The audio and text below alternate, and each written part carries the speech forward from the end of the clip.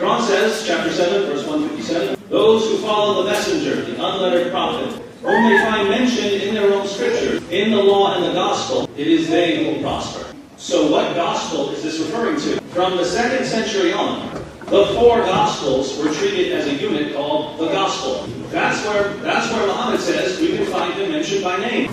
We go to the text and we find that Muhammad completely contradicts the message. And the conclusion is, well, therefore the message must have been changed. Well, if the message has been changed, Muhammad should have said, go there. And if you say the Gospel has been corrupted, you're contradicting the Quran. Chapter 18, verse 27 says, recite what has been revealed to you of the book of your Lord. There is none who can change his words. So if the Bible's been changed, then the Quran is wrong. One more verse. Chapter 5, verse 47. Let the people of the gospel judge by what Allah hath revealed therein. If any do fail to judge by the light of what Allah hath revealed, they are no better than those who rebel. So the Quran says, judge by the gospel. We judge by the gospel. And the response is, well, the gospel's wrong, it's been changed. Well, then Allah shouldn't have told us to judge by the gospel. So if we judge by the gospel, we have to reject Islam, because Islam contradicts the gospel. If we don't judge by the gospel, then Allah says we're in rebellion. Either way, we're rejecting Islam. Islam and Christianity agree on a lot of things.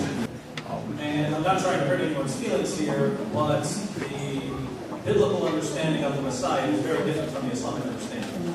The understanding laid down by Jesus involves Father and Son. And we read in 1 John 22:23, who is the liar but the one who denies that Jesus is the Christ? So far so good, because Islam doesn't deny that Jesus is the Christ. But we have to keep reading. This is the Antichrist, the one who denies the Father and the Son. Whoever denies the Son does not have the Father. The one who confesses the Son has the Father also. So the understanding of the Messiah in Christianity would include Father and Son. The word gospel means good news. The gospel preached by Jesus is a message, not a book. The message is recorded in books that were called Gospels. And the 4 Gospels were collected into a book called the Gospel. So if you're talking about the Gospel as a book, it refers to the collection of the 4 Gospels.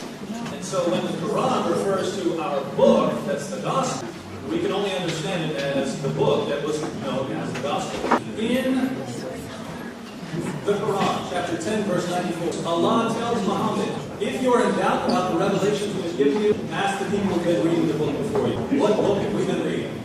This is the Bible. This is the Quran. This book says go to this book. This book says don't believe this book. If we believe this book, we have to reject this book. If we don't believe this book, we have to reject this book. Because this book says go to this book.